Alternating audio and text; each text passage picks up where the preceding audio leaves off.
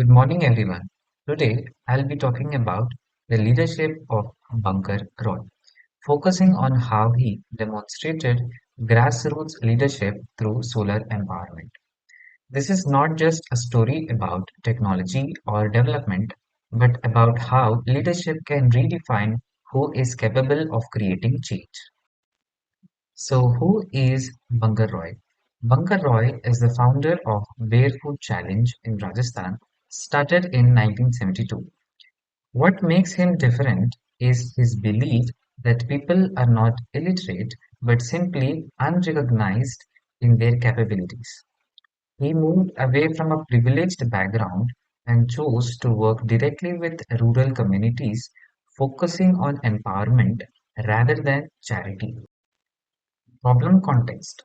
Bunker Roy identified a major problem in rural India.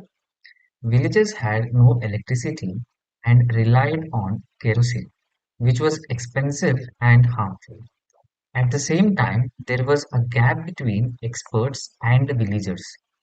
Trained engineers would not stay in remote areas, and formal education systems excluded rural people. So the real problem was not just lack of electricity, but a failure of the entire system to include local people. Coming to the incident, instead of bringing external experts, Bunker Roy made a radical decision. He chose illiterate rural women, often grandmothers, and trained them to become solar engineers. This decision changed the assumption that technical skills require formal education. This is the key leadership movement. He redefined who is capable of solving problems. Coming to how he executed it, he didn't just make a decision, he redesigned the entire learning system. Training was completely hands-on with no written exams. They used color coding, visual tools, and learning by doing. This shows leadership not just in vision but in execution. He adapted the system to the people instead of forcing people to adapt to the system. Real outcomes.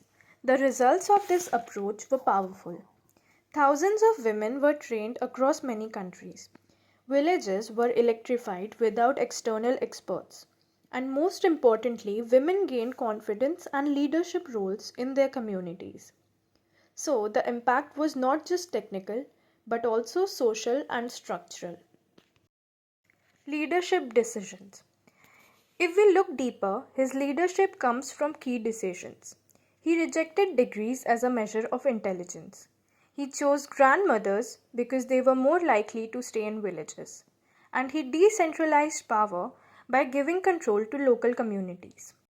These decisions show that leadership is about making choices that challenges existing systems.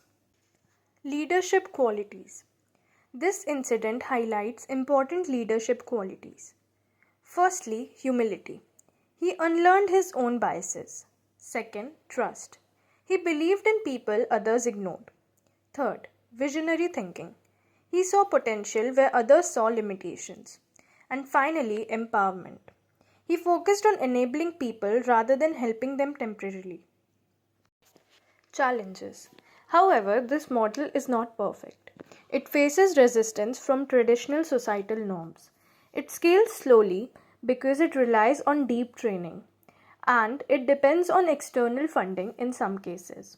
Including these limitations is important because real leadership is not ideal. It operates within constraints. Lessons. From this, we can derive clear leadership lessons.